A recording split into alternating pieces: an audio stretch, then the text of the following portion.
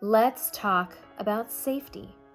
I mentioned in the previous video that safety is the number one priority of this ministry.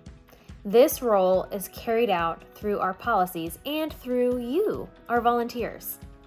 As a volunteer in C3Kids, you are the first line of defense against anyone seeking to do harm to these children. So, because we love our children, we have put measures in place to make sure that we are all on the same page. The first is the sexual abuse awareness training. This training is offered by a third party, Ministry Safe, whose function is to provide us with the tools and knowledge we need to keep anyone seeking to do harm to a child out of C3Kids. This training is an hour long, and you will take it on your own time. You should have a basic understanding of the characteristics of sexual abusers and their behaviors in grooming a child for sexual abuse. We require all staff members and volunteers to complete the sexual abuse awareness training. This training will be renewed every 2 years. You will receive an email with a custom link that will take you to this training. If you've taken this training before and it hasn't been 2 years, you will not be required to view it again until your previous certificate expires. Our second measure is the C3Kids safety screening. You are required to complete the C3Kids screening process, which requires you to complete the safety application, consent to a background check, provide references to be checked, complete the statement of acknowledgement and agreement, complete a face-to-face interview only if requested. We ask that volunteers attend C3 for 6 months before being able to serve in positions providing access to children, students, or vulnerable populations. We have streamlined this process and created these forms online.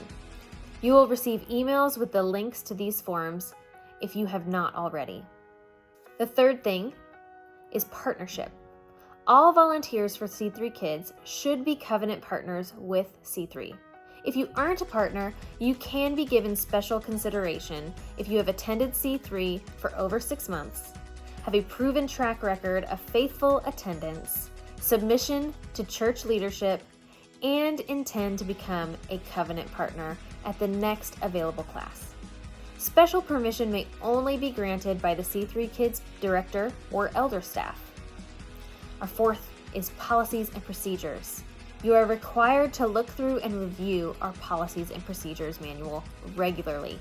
The best way to protect our kids is to know what our guiding principles and policies are.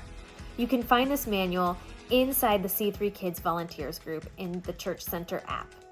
It will also be attached in an email with the links to the forms we ask you to complete. Number 5, criminal background check.